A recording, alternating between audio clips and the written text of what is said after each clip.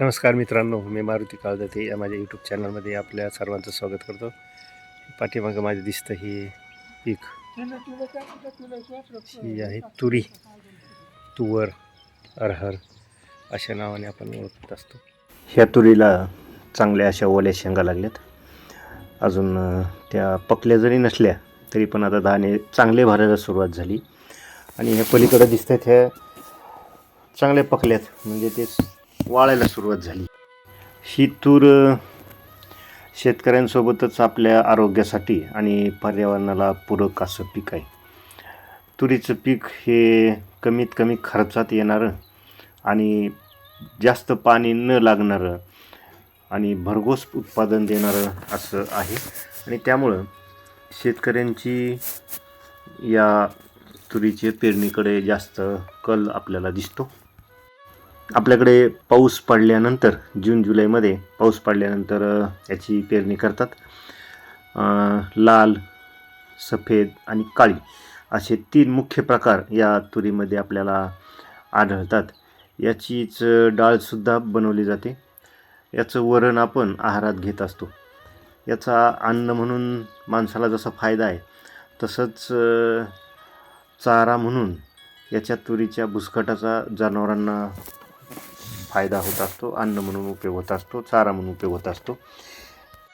तुरी तयार केल्यानंतर जी काड्या त्याच्या असतात त्या काड्या जळण्यासाठी वापरतात. जुने लोक आपल्याकडे गोठे वगैरे शेकाऱ्याला किंवा गोठा तयार करायला त्याचा वापर करत असायचे. तुरी आहारात घेतल्यामुळं होणारे फायदे जर पाहायचे म्हटलं तर आपली हाडं तुरीची डाळ खाल्ल्यामुळं मजबूत बनत असतात. आपल्याला त्याच्यामुळं पुन्हा थकवासुद्धा येत नाही. मी याच्या काही कच्च्या शेंगा काढल्यात. एकदम मस्त चव लागते. न शिजवतासुद्धा चांगली चव लागते याची. आपण सुद्धा याची चव चाकायला काही हरकत नाही. तेव्हा आपण तुरीची डाळ आपण किंवा तुरीचं वरण खाल्लं तर रक्तातली जी साखर आहे आपल्या ती नियंत्रणात राहत असते. तुरीच्या ओल्या शेंगा आपण मिठामध्ये शिजवून, जसं मी आता कच्च्या खाल्ल्या तसे ते अशा शेंगा पकलेल्या तोडायच्या आणि त्या मिठामध्ये शिजवून घ्यायच्या आणि त्या खायच्या. खूप भारी लागतात. तुरीच्या शेंगा अशा ज्यावेळेस वाळतात चांगल्या त्यावेळेस ह्या तुरीच्या काढणीला सुरुवात होत असते. म्हणजे तुरी काढणीला पेरणीपासून कमीत कमी 7 ते 8 महिने लागतात ती पकायला किंवा आपण ती काढणीला यायला. आणि कमी पाण्यात येणारं हे पीक आहे. याला कोरडं हवामान आणि मध्यम अशी जमीन लागते की जिथं पाण्याचा निचरा होतो.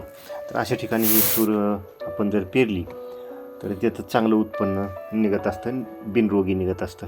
त्यासाठी आपल्याला अशा साधी मध्यम प्रकारची जमीन त्यासाठी आपण पेरणी करताना निवडावी लागते. जे लोक मांसाहार करत नाहीत त्यांच्यासाठी तर ही तूर म्हणजे मांसाहार इतकेच फायदे मिळवून देते.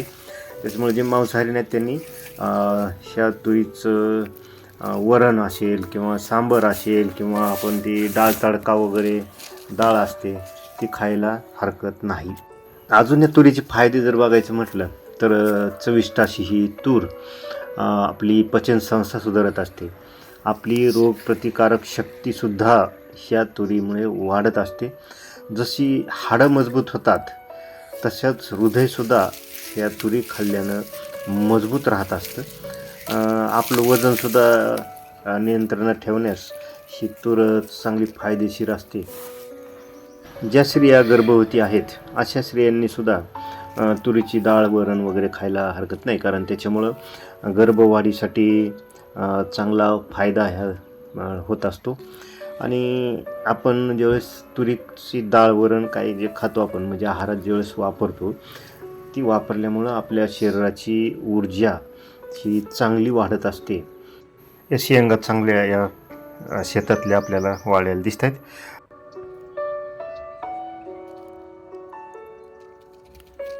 पण सकाळची वेळ आहे, थंडीचा म्हणजे सीझन आहे, हिवाळा असल्यामुळं ह्या शेंगा अशा मी तोडून ते दाबून ते फोडण्याचा प्रयत्न केला, पण ते अजून त्या काही त्यातून दाणे बाहेर निघत नाहीत, कारण ती थोडीशी चिमलेली आहे. म्हणजे आपण थोडीशी अजून ही शेंग ओली असं म्हणायला काय हरकत नाही. अजून 4-8 दिवसामध्ये ही तूर काढून ती मळ यंत्रात घालून तयार करता येऊ शकते. अशा अवस्थेमध्ये हे आपल्याला पीक दिसतं. ह्याच्या ज्या काड्या उरलेल्या राहतात, बुसकट वगैरे जे निघतं, ते जनावरांच्या, मी अगोदर सांगितलं तसं, खाद्यासाठी लोक वापरत असतात. जनावरं चवीनं ती खात असतात. आणि मोठ्या काड्या ज्या आहेत त्या असेच आपल्याकडं जर काही गोठा असेल किंवा कुठं कूड घ्यायचा असेल तर त्यासाठी त्या काड्या मोठ्या आपण त्या वापरू शकतो. आता ह्या दुसऱ्या शेतात आलो. ह्या दुसऱ्या शेतातल्या बघा तुरीचं हे उत्पन्न, ही तुरीची जी झाडं दिसत आहेत ही खूप वाढलीत आणि ह्याला शेंगासुद्धा जास्त प्रमाणात आहेत. ह्यासुद्धा शेंगा चांगल्या वाढल्यात आणि ह्या शेतकऱ्यानं हे चांगलं पाणी वगैरे देऊन फवारणी वगैरे केलेली दिसते. त्यामुळे ह्याला चांगलं उत्पन्न आपल्याला आलेलं दिसतं. अशा शेंगा घोस लागले त्याला शेंगाचे, असे बघितलं का, असे शेंगाचे घोस. आणि त्याच्यामुळं आपण सुद्धा ही शेंग म्हणजेच ही तुरी आपल्या आहारात घ्या आणि त्याचे फायदे मिळवा. तर मग मित्रांनो, ही तयार केल्यानंतरची ही तूर दिसते आपल्याला हा व्हिडिओ आवडला असेल तर नक्की कळवा. कमेंटमध्ये तुम्हाला काही माहिती अजून असेल तरी कळवा. धन्यवाद. नमस्कार.